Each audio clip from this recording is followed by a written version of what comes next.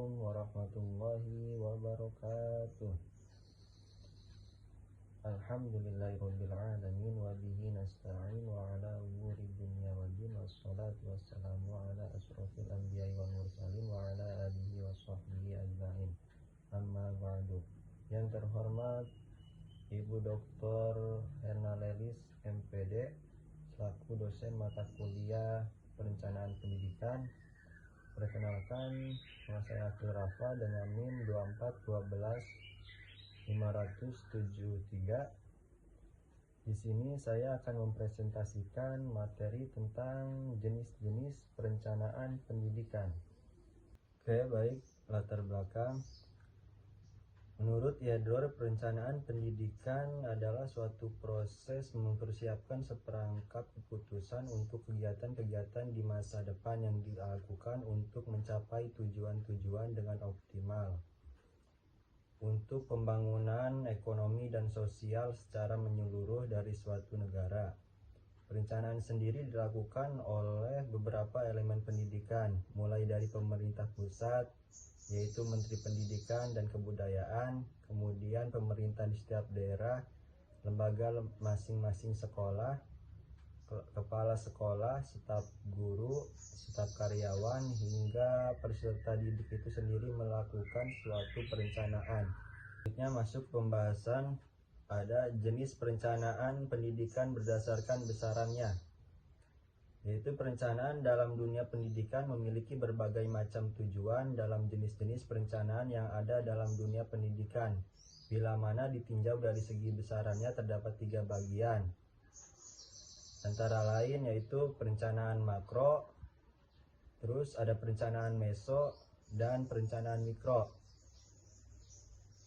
Perencanaan makro adalah perencanaan yang menetapkan kebijakan-kebijakan yang akan ditempuh, tujuan yang ingin dicapai, dan cara yang akan ditempuh guna mencapai tujuan tersebut dalam konteks nasional. Terus perencanaan meso adalah penjabaran kebijaksanaan yang telah ditetapkan pada tingkat makro ke dalam program-program berskala kecil. Dalam kata lain, perencanaan ini berfungsi untuk menerjemahkan tujuan-tujuan yang telah ditetapkan pada perencanaan makro menjadi suatu program yang akan dilaksanakan hingga dapat menunjang berbagai upaya demi mencapai tujuan tersebut. Terus perencanaan mikro adalah perencanaan pada tingkat institusional dan merupakan penjabaran dari perencanaan tingkat meso. Oke, baik, selanjutnya ada jenis perencanaan pendidikan berdasarkan jangka waktunya. Menurut Yusuf Enoch, perencanaan pendidikan merupakan suatu proses penyusunan alternatif kebijakan mengatasi masalah yang akan dilaksanakan dalam rangka pencapaian tujuan pembangunan pendidikan nasional dan mempertimbangkan kenyataan-kenyataan yang ada di bidang sosial ekonomi, sosial budaya, dan kebutuhan pembangunan secara menyeluruh terhadap pendidikan nasional. Jenis perencanaan pendidikan berdasarkan jangka waktunya yaitu terbagi 3. Yang ke-1 ada perencanaan jangka panjang, yang kedua perencanaan jangka menengah, yang ketiga ada perencanaan jangka pendek. Perencanaan jangka panjang yaitu adalah suatu perencanaan yang mempunyai kurun waktu 11 sampai 30 tahun.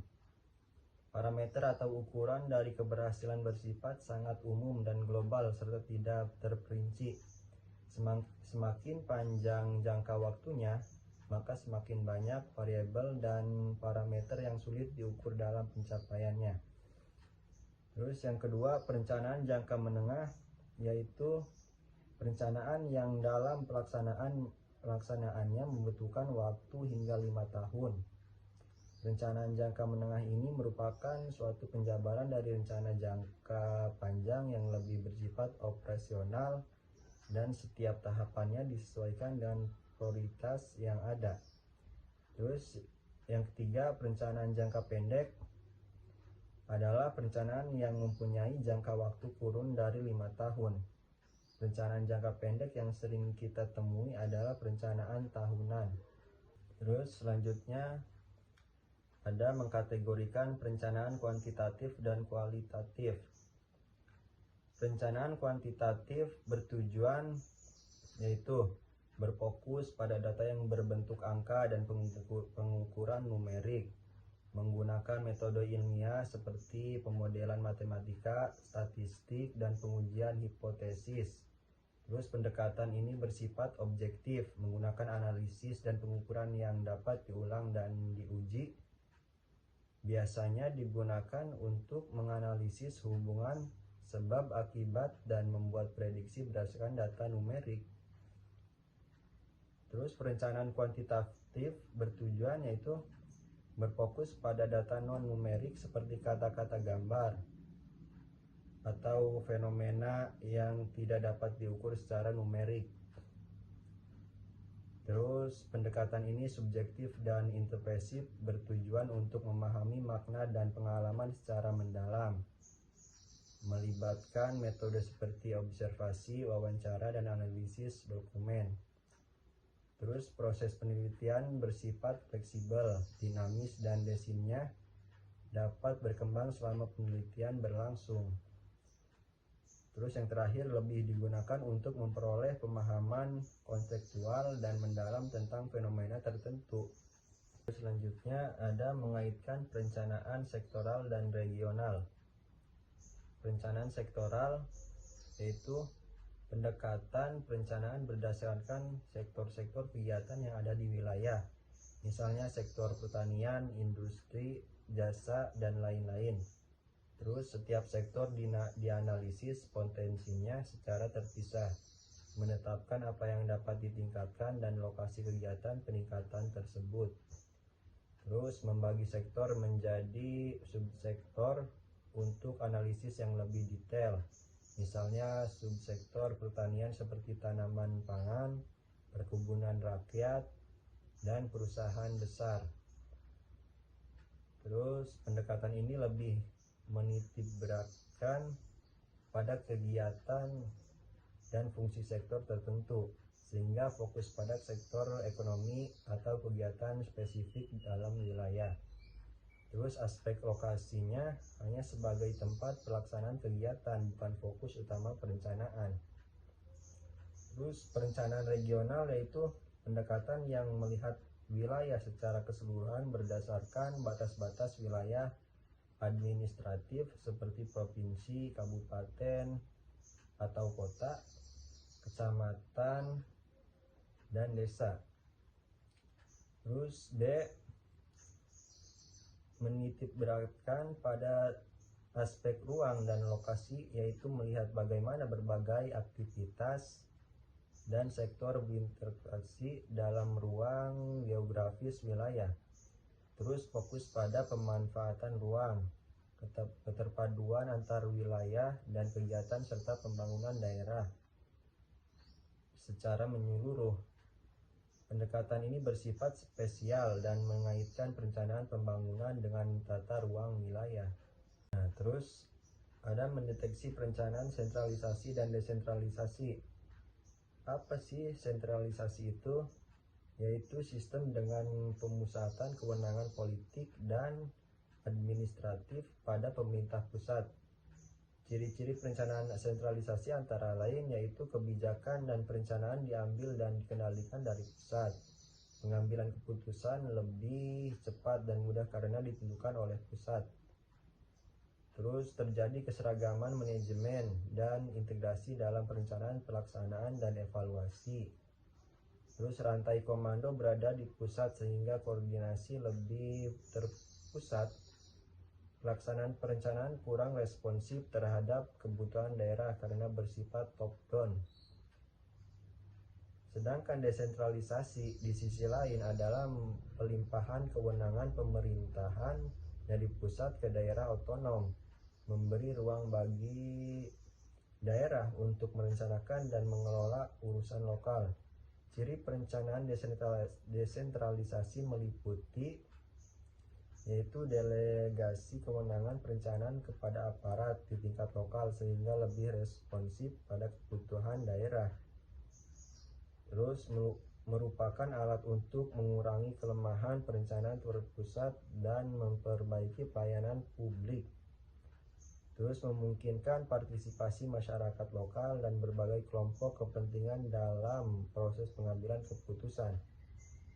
Pelaksanaan perencanaan bersifat bottom up dan dapat disesuaikan dengan kondisi daerah.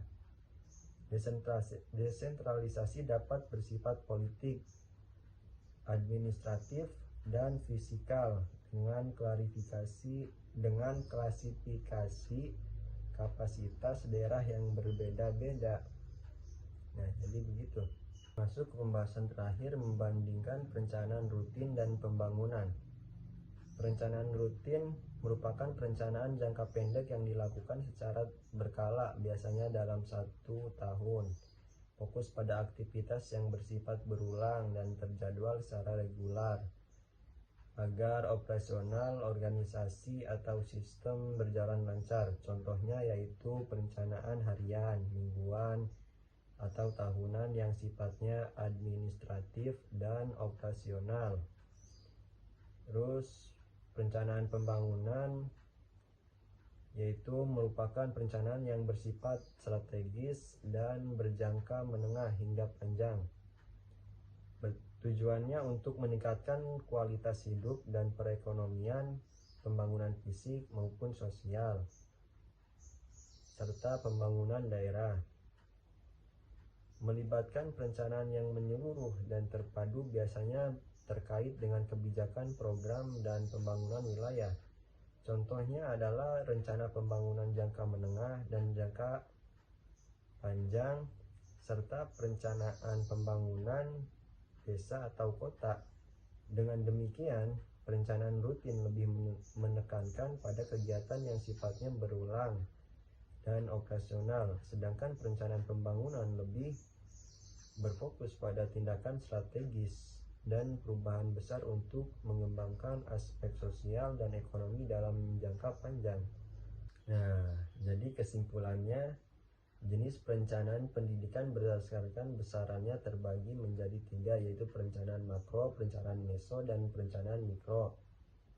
Perencanaan makro adalah perencanaan yang menetapkan kebijakan yang akan ditempuh. Perencanaan meso adalah penjabaran kebijakan-kebijakan yang telah ditetapkan pada perencanaan makro ke dalam program berskala kecil.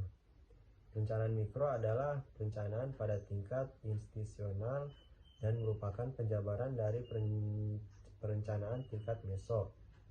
Jenis perencanaan pendidikan berdasarkan jangka waktunya terbagi menjadi 3, yaitu perencanaan jangka panjang, perencanaan jangka menengah, dan perencanaan jangka pendek. Perencanaan jangka panjang mempunyai kurun waktu 11-30 tahun. Dan perencanaan jangka menengah kurun waktu di atas 5 tahun, dan perencanaan jangka pendek kurun waktu di bawah 5 tahun. Nah, jadi begitu kesimpulannya.